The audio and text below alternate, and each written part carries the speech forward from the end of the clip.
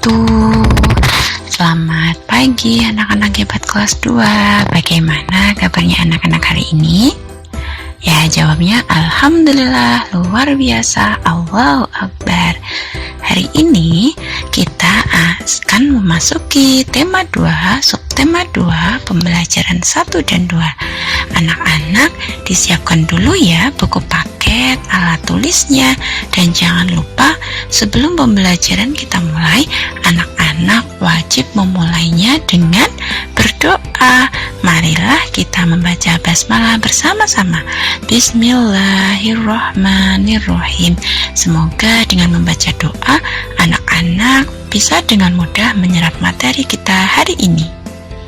Hari ini kita sudah memasuki pembelajaran 1 yang nantinya akan mempelajari tentang yang pertama, menjawab pertanyaan berdasarkan bacaan.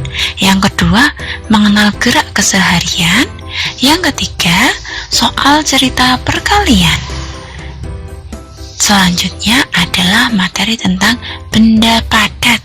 Nah, anak-anak, coba anak-anak lihat pada gambar tersebut ada anak-anak sedang memetik buah jambu.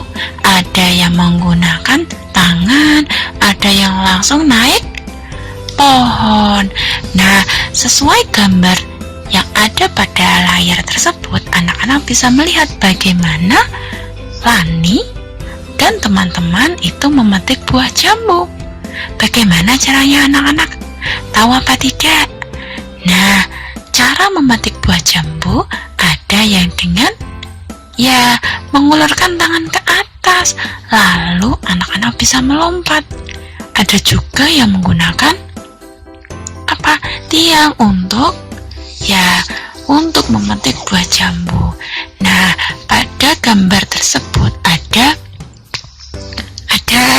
teks yang judulnya memetik jambu di rumah Udin. Nah, mereka mengajak Benny dan teman-teman untuk bermain di rumahnya. Mereka itu sedang melakukan memetik buah jambu. Sesuai teks tersebut ada pertanyaan, apa yang dilakukan Benny dan teman-teman? Memetik buah jambu. Lalu siapa saja yang ikut bermain di rumah Udin? Ada Benny, Lani, Siti, dan Edu. Lalu di mana Benny dan teman-teman memetik jambu? Ada di mana? Di depan rumah Udin. Lalu setelah anak-anak belajar menjawab pertanyaan sesuai bacaan, ada juga nih anak-anak biar lebih paham ya, bagaimana cara Benny dan teman-teman memetik jambu. Benny menggunakan galah, Udin memanjat pohon, Lani memetik buah jambu yang tidak terlalu tinggi dengan mengulurkan tangan ke atas. Lalu apa yang digunakan Benny untuk memetik buah jambu? Dengan menggunakan galah atau tiang yang agak panjang untuk memetik buah jambu. Namanya apa anak-anak? Galah.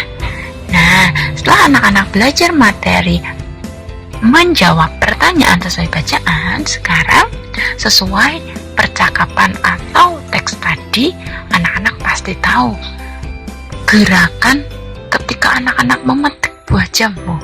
Misalnya menggerakkan tangannya ke atas, ya kan? Otomatis kepalanya juga ikut melihat ke atas. Jadi anak-anak bisa menggunakan gerakan tangan, gerakan kepala ketika memetik jambu. Nah, sesuai gambar yang ada pada layar anak-anak, itu ada Lani sedang memetik buah jambu. Dia mengulurkan tangannya ke atas dan menggerakkan kepalanya juga melihat ke atas. Akhirnya dia bisa memetik buah jambu dan menangkapnya itu hanya dengan menggunakan tangan saja.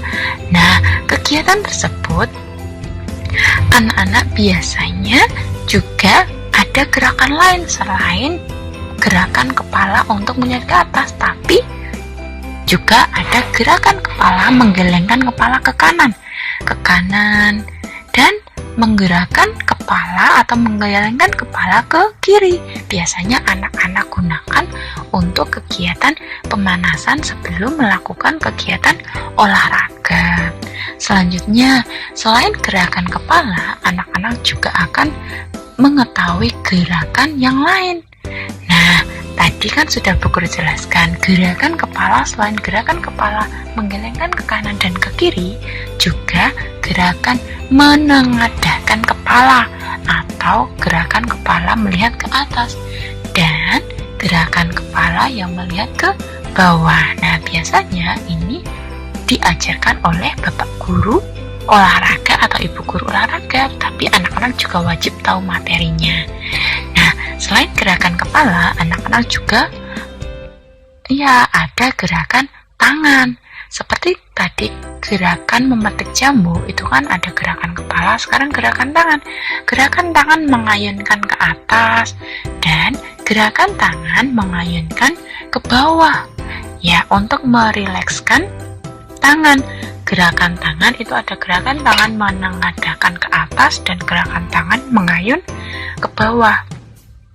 Selain itu, ada juga gerakan tangan yang mengarah ke sebelah kanan atau mengayunkan tangan ke sebelah kiri atau mengayunkan tangan ke sebelah kanan. Jadi tadi ada gerakan mengayunkan tangan ke depan, ke belakang, ke kanan, dan ke kiri untuk kegiatan gerakan tangan. Nah, sekarang setelah anak-anak mengetahui gerakan-gerakan kepala dan tangan, anak-anak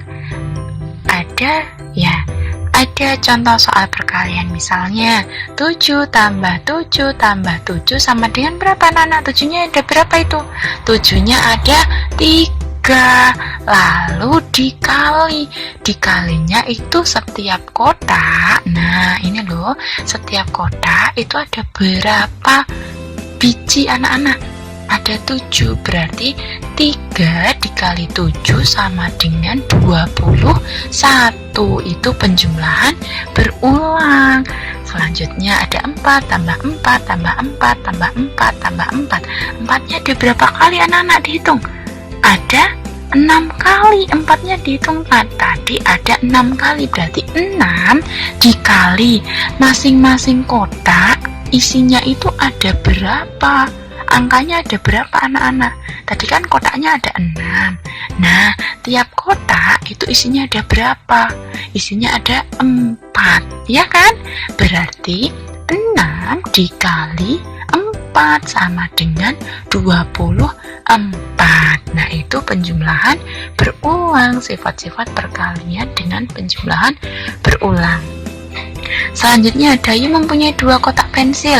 Masing-masing kotak isinya 9. Berarti bentuk perkaliannya 2 dikali 9. Sama aja 9 ditambah 9. Berapa anak-anak? 18. Artinya itu 9-nya ada 2 kali. Berarti 9 tambah 9 sama dengan 18. Diingat-ingat ya caranya ya. Lalu, selain anak-anak mengetahui bentuk-bentuk perkalian, anak-anak kan pasti sudah mengetahui ketika anak-anak pada pembelajaran sebelumnya menggunakan permainan menggunakan simpai. Masih ingat anak-anak apa itu simpai? Ya, simpai itu adalah sebuah benda yang berbentuk padat yang biasanya digunakan untuk apa anak-anak? Untuk bermain, untuk berolahraga, seperti gambar. Nah, gambar itu adalah ketika anak-anak bermain simpai. Nah, simpai biasanya digunakan untuk berbagai permainan. Nah, bermain simpai itu biasanya dengan menggoyangkan pinggang agar simpainya tidak jatuh, atau juga bisa dengan menggunakan gerakan tangan untuk permainan simpai. Anak-anak sudah pernah melihat simpai langsung ya? Simpai itu adalah benda padat yang berbentuk lingkaran, warnanya coklat, biasanya digunakan untuk permainan dan olahraga. Nah, selanjutnya, karena anak-anak tahu apa itu simpai itu kok benda padat. Apa sih benda padat? Nah, ingat ya, benda padat adalah benda yang bentuknya tetap.